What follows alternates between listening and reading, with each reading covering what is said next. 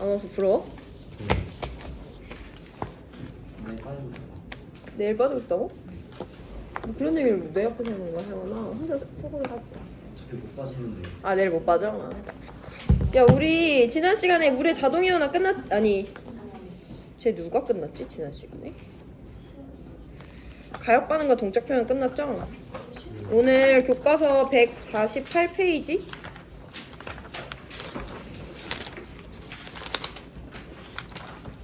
펴시고 새로운 개념 들어갑니다.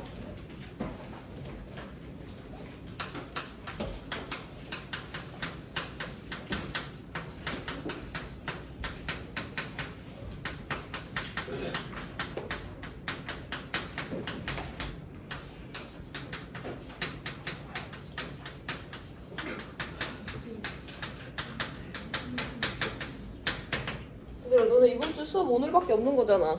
네. 잘 집중해. 오늘 듣는 거 듣고 까먹으면 안 돼. 이제 이걸로 문제 계속 풀어야 되는데 오늘 배우는 개념이 뭐 그렇게 만만한 개념은 아니긴 한데 두 번째로 배우는 개념이 그게 또 그렇게 문제에 많이 나오지는 않아요. 그러니까 잘 한번 들어보시고 일단 물의 자동이온화가 우리가 오늘 배워야 되는 내용 중에 가장 중요한 건데 그걸 배우기 위해서는 산염기 정의의 확장이 조금 있어야 돼요. 그래서 산염기 정의 확장 한번 하고 물의 자동이온화 들어갈 건데 산염기 정의의 확장이라는 것이 무슨 내용인지 한번 볼 건데 방금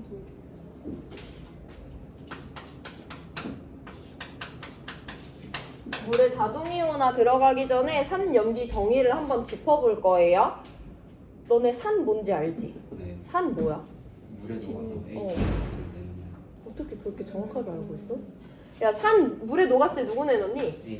H H+ 내놓는 애죠. 해서 물에 녹았을 때 H+를 내놓는 물질을 산이라고 여러분들 알고 있어요. 해서 염산, HCl도 H2SO4도 다 다르게 생겼지만 걔네들은 물에 녹았을 때 HCl은 H+랑 Cl-, H2SO4는 물에 녹았을 때 H+와 SO4 2-를 이온화하기 때문에 얘네들은 다르게 생겼어도 둘 다 산이다 라고 1학년 때도 한번 배우고 올라왔죠. 그럼 염기는 어떤 애들을 염기라고 해?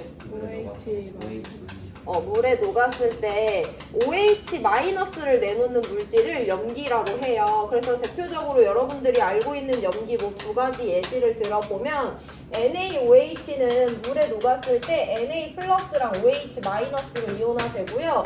수산화 칼슘 같은 경우도 물에 녹았을 때 칼슘 이온이랑 수산화 이온 두 개로 이온화되기 때문에 다르게 생겼지만 OH-를 내놓으니까 얘네들 염기라고 부를 수 있었죠. 근데 이 산과 염기를 이런 애를 산이다, 이런 애를 염기다 라고 하는 걸 정의라고 하는데 여러분들이 1학년 때까지 배워온 산염기 정의는 누가 정의한 거냐면 아레니우스의 산염기 정의예요. 아레니우스라는 학자가 정의를 했어요. 근데 우리 오늘 이 정의의 확장이 좀 있어야 된다고 했잖아. 이 정의는 약간 좁은 범위의 산과 염기를 설명할 수 있는 건데 일단 두 가지 포인트에서 좁은 범위가 있어요. 첫 번째, 얘네들은 전제 조건이 누가 붙어야 되냐면 물에 녹았을 때야. 수용액 조건에서 실험하는 경우에만 산과 염기를 설명할 수 있는데 사실 우리는 항상 모든 실험을 수용액 조건에서 하진 않아요. 그래서 이 조건만으로도 이 정의에는 약간의 제한이 한계가 있고요. 좀 범위가 좁은 게 있고요. 그리고 이따 교과서 밑줄 쳐볼 건데 내가 예시 한번 들어볼게. 이거에 대한 해석은 조금 이따가 다시 할 건데 NH3가 물에 녹으면 NH4+랑 OH-라는 이온으로 이온화가 되거든요. 그럼 이 수용액에는 누가 있으니까? OH-가 있으니까 NH3가 물에 녹은 NH3 수용액은 염기성은 맞아요. 근데 아레니우스 산염기 정의에 따르면 염기는 물에 녹았을 때 OH-를 내놓는 물질인데 이 OH- 얘가 내놓은 거 맞아 아니야?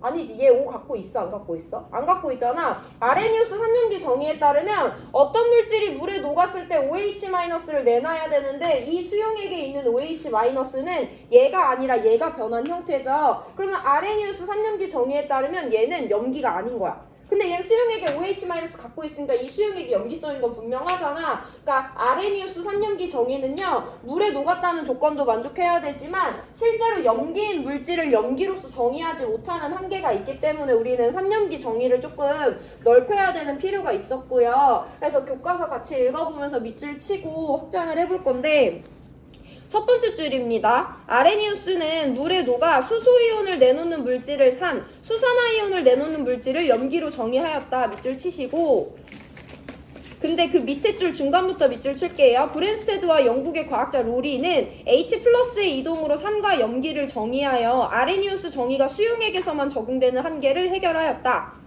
계속 밑줄. 다른 물질에게 H+를 내놓는 물질을 산, 다른 물질로부터 H+를 받아들이는 물질을 염기라고 정의하였다까지 밑줄 쳐주시면 돼요.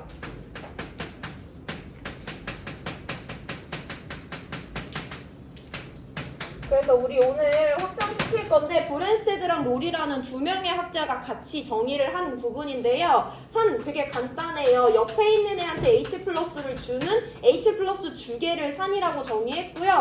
반대로 얘는 H+를 옆에 있는 애로부터 받아주는 물질을 염기라고 간단하게 정의를 했습니다.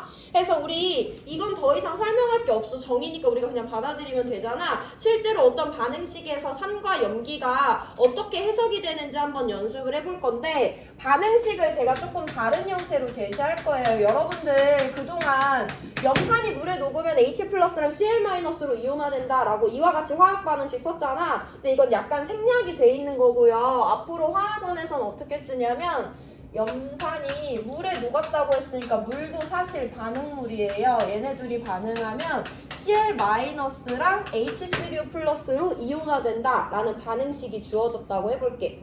자, 그러면 염산은 물에 녹았을 때 물한테 H+ 줬네? 염산은 아레니우스 산이 맞다라고 해석해 주시면 돼요. 그럼 우리 이제 브론세드 로리 정의를 한번 적용을 해볼 건데, 브론세드 로리 산염기 정의 적용하는 방법을 연습을 할 건데, 브론세드 로리 산염기 정의는 공통적으로 키워드가 누구야? 양성자 H+거든요. 그래서 H+ 이동을 한번 설명해 봐야 되는데, 이렇게 생긴 애랑 이렇게 생긴 애가 만나서 염화 이온이랑 하이드로늄 이온이라는 애로 이온화가 된대. 그럼 내 설명이 되게 자연스럽게 들어올 건데, HCl은 Cl-가 되고 있지. H2O는 H3O+가 되고 있지. 하나 더 붙이면 HCl은요 H+를 버리고 Cl-가 되고 있죠. H2O는요 H+를 얻어서 H3O+가 되고 있죠. 이거 자연스럽게 받아들이실 수 있죠. 그럼 얘들아, 얘랑 얘가 만났을 때 지금 누가 이동하고 있는 거야? H+가 이동하고 있는 거지. 염산에서 물로 이동해, 물에서 염산으로 이동해. 염산에서 물로 H+가 이동을 했대. 그 말은 HCl은 H+를 누군가한테 버리고 Cl- 되고 있는 거죠. H2O는 H+를 받아서 H3O+ 되고 있는 거죠. 그래서 이 반응식을 받았을 때 양성자가 이동하고 있다면 양성자의 이동 방향을 찾는 것이 지금 우리 수업 앞부분에서 가장 중요한 능력이 되겠고요. 그럼 우리 조금 더 자세하게 적용을 해보면, HCl은 누군가한테 H+를 주고 있는 H+ 주계다, H2O는 H+를 받고 있는 H+ 받계다 라고 우리가 정리할 수 있겠네. 그럼 브론세드 로리 산염기 정의에 따르면 H+를 주는 애는 산이라고 하니까 이 반응에서 HCl은 브론세드 로리 산이다. H+ 받는 애는 염기라고 하니까 이 반응에서 H2O는 브론세드 로리 염기다 라고 적용해서 해석할 수 있으면 돼요. 두 번 더 연습해 볼 건데, 여기 반응식이 하나 더 있어요. 방금 우리가 봤던 건데, NH3가 물이랑 반응하면 NH4+랑 OH-가 된대. 이때 아레니우스 산염기 정의 먼저 보면요, 암모니아가 물에 녹고 있어. 근데 OH-가 이 수용액 안에 있어. 근데 이 OH-는 얘가 변한 거야, 얘가 변한 거야? 얘가 변한 거니까 NH3는 아레니우스 염기라고는 설명할 수 없어요. 그럼 우리가 브론세드 로리 산염기 정의를 적용하기 위해서 H+의 이동을 찾아볼 건데, NH3는 NH4+가 됐네. H2O는 OH-가 된대. 하나 더 붙이면 되죠. NH3가 H+를 받아서 NH4+ 되고 있다라고 해석되죠. H2O가 H+ 버리고 OH- 되고 있다 해석되는 거죠. 그러면 암모니아에서 물로 H+가 이동한 거야? 물에서 암모니아로 H+가 이동한 거야? 물에서 암모니아로 지금 H 플러스가 이동을 하고 있어. 그래서 NH3는 H 플러스를 누군가로부터 받아서 NH4 플러스가 되고 있고요. H2O는 H 플러스를 버림으로써 OH 마이너스가 되고 있죠.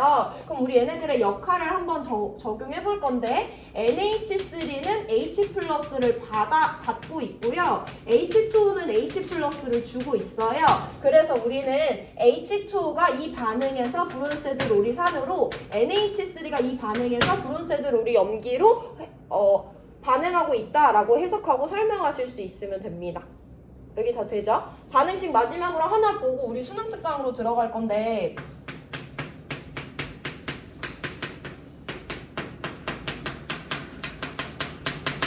이런 반응식이 주어졌어. 그럼 HCl이랑 NH3 만났는데 Cl-랑 NH4+ 되고 있으니까 이번에도 마찬가지로 누가 이동하고 있어?